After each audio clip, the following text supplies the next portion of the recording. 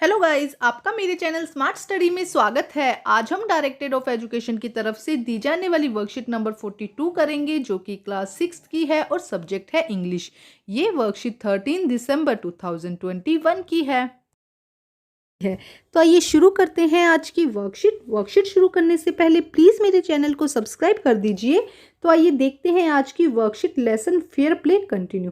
बेटा, पिछली वर्कशीट में हमने देखा था कि जुम्मन और अलगू चौधरी बहुत अच्छे फ्रेंड थे और एक गांव में इकट्ठे रह रहे थे, और जब भी कोई एक फ्रेंड किसी काम से बाहर जा रहा था तो दूसरा फ्रेंड उसके परिवार की देखभाल किया करता था। ये हम पिछली वर्कशीट में देख चुके थे। इसके अलावा हमने पिछली वर्कशीट में देखा था कि जुम्मन जो था उसकी एक आंट थी जो उसके साथ में रहती थी। उनके पास कुछ प्रॉपर्टी थी जिस प्रॉपर्टी को उसने जुम्मन के नाम कर दिया था। बट जैसे जैसे टाइम बीता तो जुम्मन का बिहेवियर उस आंट को लेकर, अपनी आंट को लेकर ठीक नहीं रहा। धीरे धीरे बिहेवियर चेंज होने लगा।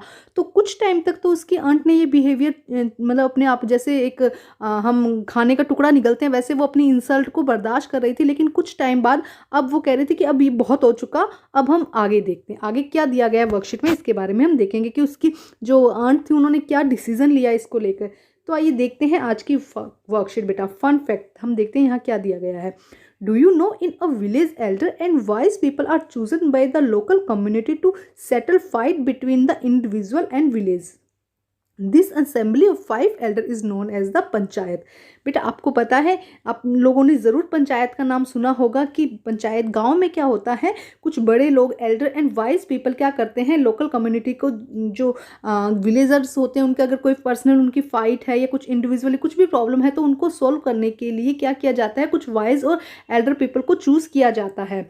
This assembly of 5 elder is known panchayat. उन 5 लोगों की एक कमेटी बनाई जाती है, इन्हें हम क्या कहते हैं, 5 एल्डर्स लोग को हम क्या कहते हैं, panchayat.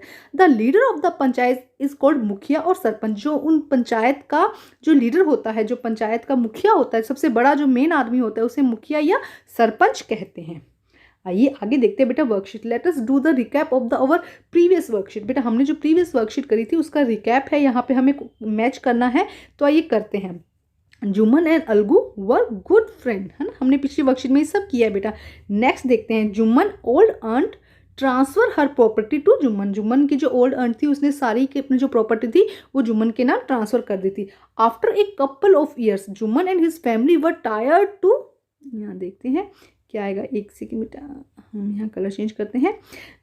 After a couple of year Jumman and his family were tier two the old aunt. Old aunt की जो देखभाल करते करते उसका परिवार और जुम्मन क्या हो गए थे, थक गए थे, परेशान हो गए थे। नेक्स्ट देखते हैं। Jumman and wife grudged even the little food of the food daily at every day. उसकी जुम्मन और उसकी वाइफ उसको डेली खाना देते हुए भी मतलब उन्हें परेशानी हो रही थी अब ना, कि रोज वो खाना ले रही थी। इस तरह से मतलब उनकी देखभाल करते करते उसका परिवार और जुम्मन की वाइफ क्या हो रहे थे, बहुत इरिटेट हो रहे थे, परेशान हो रहे थे। नेक्स्ट देखते हैं क्या लिखा है। Jumman allowed swallowed the food with the insult for a few months. कुछ टाइम के लिए जुम्मन की जो आंट थी उसने अपनी इंसल्ट को वैसे बर्दाश्त किया जैसे हम खाने को निगलते हैं, इस तरह वो अपनी इंसल्ट को बर्दाश्त करती रही। बेटा, इतना हम पिछली वर्कशीट में देख चुके हैं। अब देखते हैं आगे की स्टोरी में क्या होता है। Let us find out what happened next in the story. आइए देखते हैं बेटा। One day she spoke to Juman, my son, it is now obvious that I am not wanted to in your house. अब जो aunt थी वो जुम्मन से कहती है, my son, it is now obvious that I am not wanted in your family, कि भाई अब मैं तुम्हारी फैमिली को प्रिय नहीं हूँ, मतलब अब मैं तुम्हारी फैमिली को नहीं चाहती हूँ। मतलब वो ये कह रही है कि अब मुझे साफ पता चल रहा है, it is now obvious that कि I am not wanted in your family, मैं तुम्हारी फैमिली में अब चाह नहीं रही हूँ, मतलब तुम लोग मुझे प्यार नहीं कर रहे हो। Kindly give me a monthly allowances so that I can set up my separate kitchen. अब वो क्या कह रही, क्योंकि उसने अपनी सारी प्रॉपर्टी तो जुम्मन को दे दी थी, अब वो कह रही कि काइंडली गिव मी सम मंथली अलाउंसेंस, मुझे मतलब कुछ मंथली अलाउंसेंस, मतलब कि महीने का तुम कुछ पैसा दो जिसकी वजह से मैं क्या कर सकूँ, अपनी सेपरेट किचन तैयार कर सकूँ, अपनी सेपरेट किचन है जो सेटअप कर सकूँ और अपने खाना खुद बना सकूँ। My wife know best how to run the house. अब इस पे जो जुम्मन था वो क्या कहता है कि मेरी वाइफ को पता है अच्छे से कि घर कैसे चलाना है।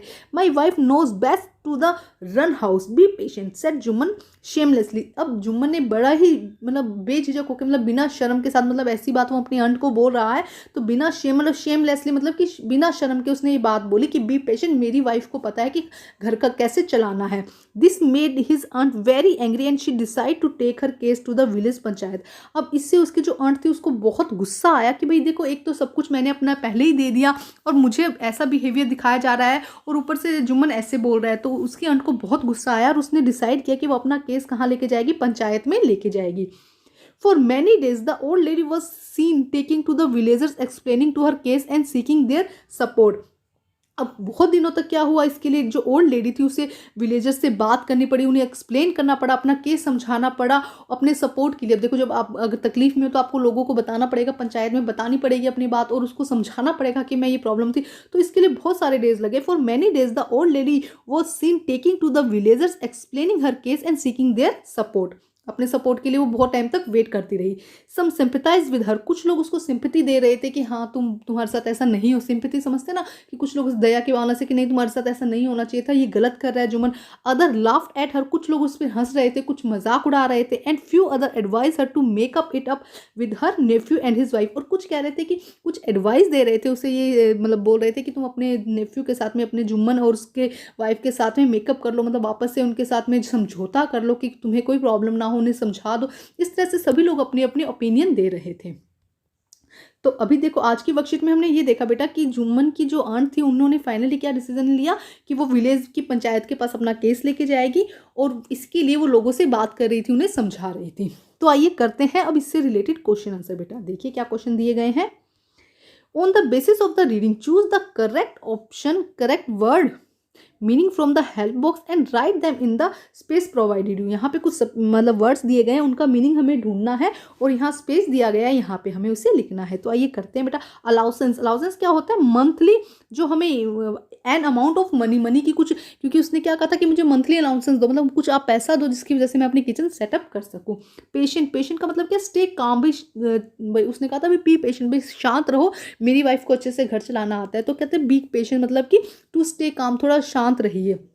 शेमलेसली, शेमलेसली का मतलब है कि not feeling bad about doing something bad. अगर हम कुछ गलत कर रहे हैं तो उसके लिए गलत फील भी नहीं कर रहे, कि कभी कभी क्या होता है गलत करने के बाद हमें फील आता है कि हमने शायद गलत किया है। तो not feeling bad about doing something bad, कुछ गलत करने के बाद कुछ गलत फील भी ना करना, वो क्या होता है? शेमलेसली।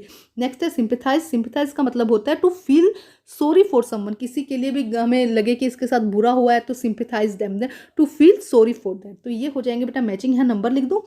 जैसे कि ये हो जाएगा नंबर 1 का, इसके बाद में नंबर 2 का ये हो जाएगा, नंबर 3 यहाँ पे ये हो जाएगा एंड नंबर 4 ये हो जाएगा। तो इस तरह से आप मैचिंग करके लिख लीजिएगा या इनके सामने इनका मीनिंग लिख लीजिएगा, जैसे आपको ठीक लगता है बेटा आप वैसे कर लीजिएगा। बेटा अपनी नोटबुक में ज़रूर कीजिएगा, अपनी वर्कशीट कंप्लीट करते रहिए बेटा, अपनी वर्कशीट कंप्लीट करके अपने टीचर से चेक कराइए बच्चे, और प्लीज़ मेरे चैनल को लाइक कीजिए, सब्सक्राइब कीजिए और शेयर कीजिए। Thank you student.